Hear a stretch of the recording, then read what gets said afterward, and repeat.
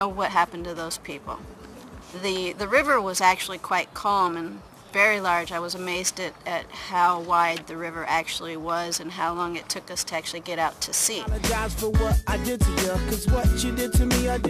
Well, being from an island, I expected the seas to be very rough and to have a lot of wind and, to have a rocky sea ride.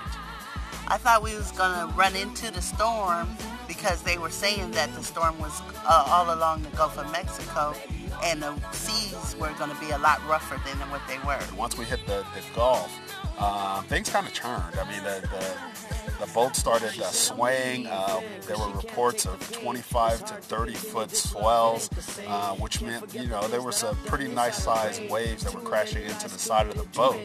I didn't really know what to expect when we hit the Gulf of Mexico.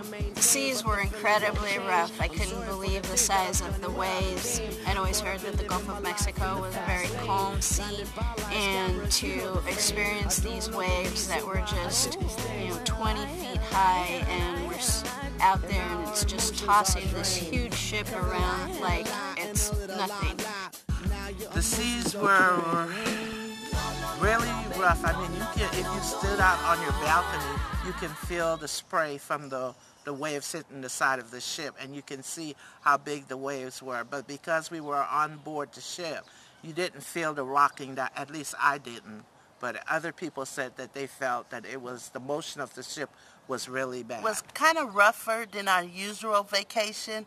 The seas were, at night you were swinging in your bed from side to side. We spent about a day and a half in Katrina, which sounds pretty incredible, but we're riding against the current, and the waves were riding against the current. So that this storm is basically like it's not moving. You look up and there's nothing going. It doesn't look like we're moving. It looks like the storm is staying above us. It was quite odd. You couldn't really feel it on the boat, how rough the seas were, but when you looked out over the balcony, you could see how the waves were crashing and the roughness. It was incredibly rough, even though the captain had pulled us and skirted us around the storm the best he could. He tried to keep to the coastline along Texas and Mexico the best he could. Tried to stay out of the path of the storm the best that he could, but it was still very, very rough. With 2 words coastal residents never want to hear: Category 5. Hurricane Katrina now threatens to bring catastrophic damage to coastal Louisiana and Mississippi. This monster of a storm is now at the most powerful level for a hurricane, and it's taking aim at a wide swath of the Gulf Coast.